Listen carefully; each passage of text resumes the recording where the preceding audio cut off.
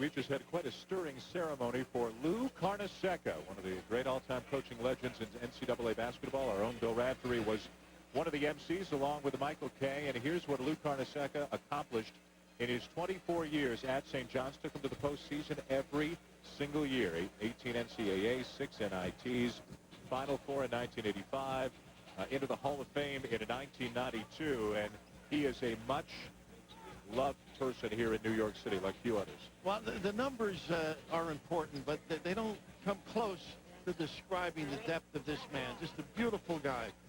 And there were a lot of people who have been a part of Carnesecca's past here tonight, among them Jason Williams, one of the greats at St. John's. Bill Wennington was here as well. Lou Carnesecca's wife, Mary, was introduced. He said, I forgot at the Hall of Fame, so I had to do it here tonight. And then Lou Carnesecca greeting Bill Raftery with a little peck on the cheek as the banner is raised. 526 wins at St. John's in 24 great years for Louis. But I think, and there's no doubt in my mind, the people who deserve all the credit were all those guys that played for me here at St. John's. They were good. They were very good. And to them, I'm indebted. And finally, what can you say about this place? Right? So many great teams, so many great games. You don't forget this game? So many things happen here because this arena is the greatest arena in the world. And I'm not going to stop there. It's in the greatest city in the world.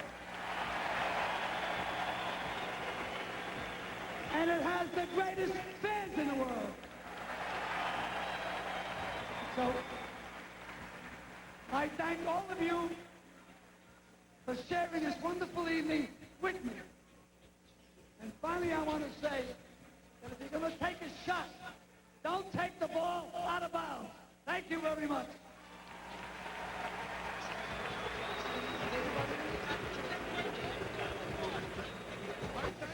You know, he's a big-timer when President Clinton is here, among others, and when he gets Bill Raftery to MC a ceremony without charging anything for it. That's a first. Well, we haven't decided that.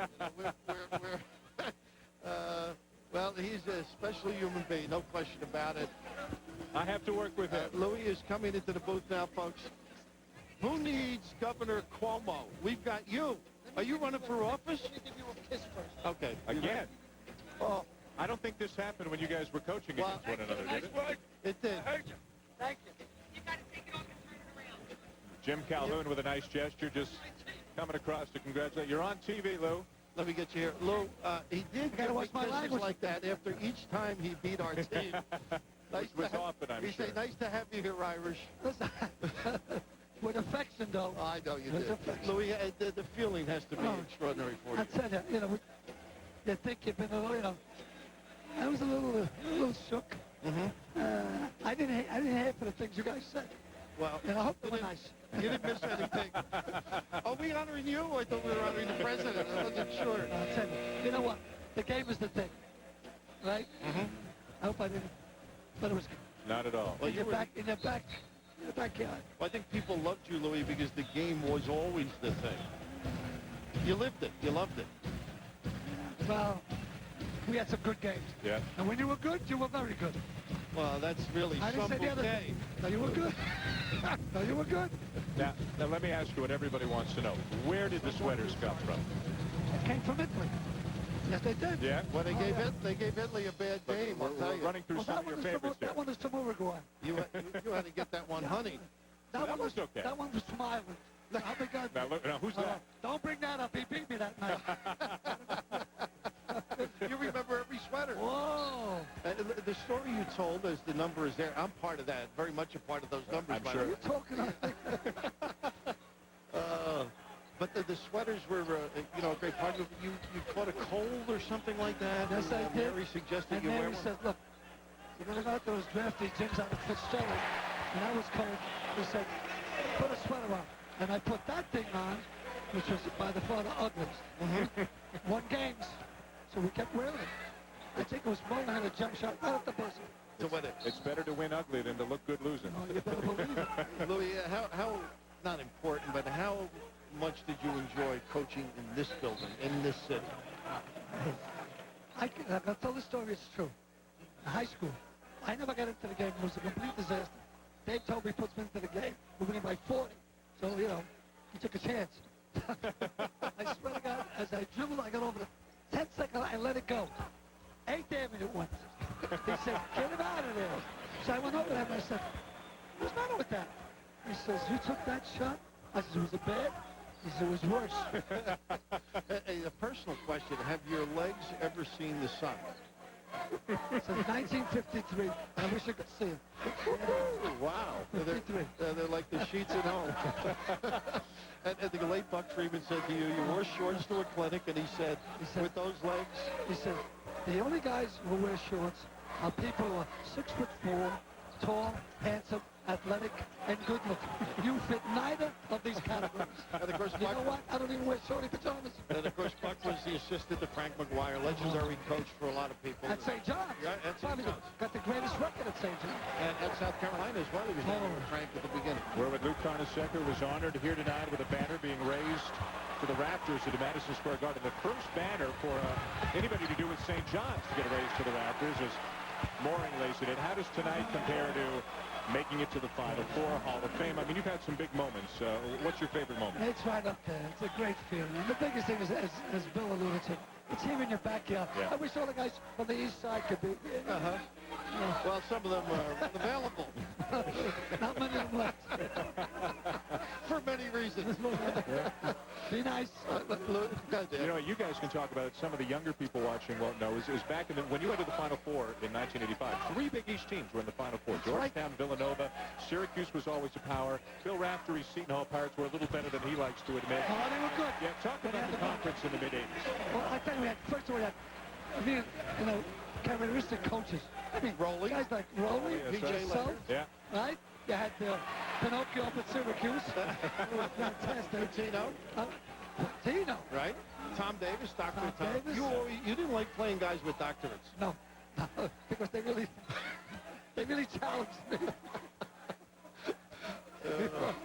Well, remember you and Rowley, though. I think both of you, if you could beat one another 2-1, you were happy. I tell you, I love to beat him. And after the game, I'd like to say, put a little more basil in the sauce.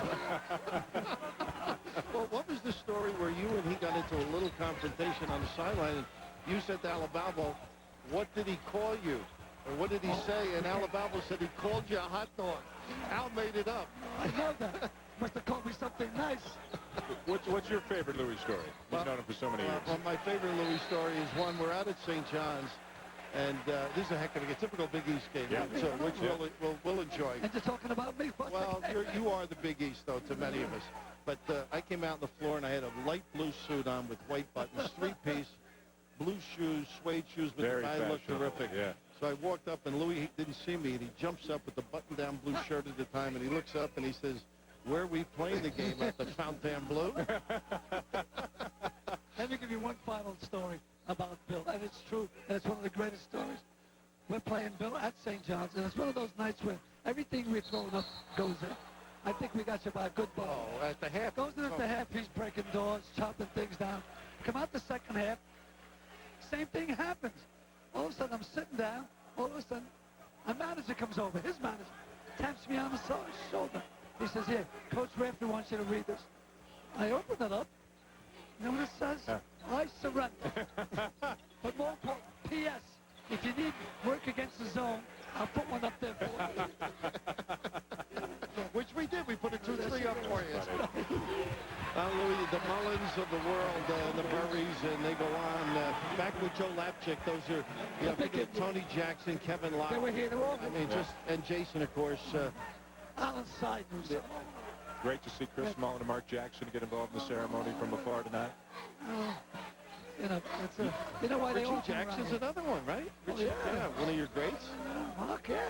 I did coach him. Used to coach me. Gave him the ball. Get out of the way. Well, you really value your point guard, Louis. I think it was your extension. Congratulations, Lou. It was an honor to meet you. Louis, An honor to be here. Great to be a part of it, pal. Lou Carnesecca, thanks for joining us on his big night. We'll come back with more UConn of St. John's after this. every Thursday.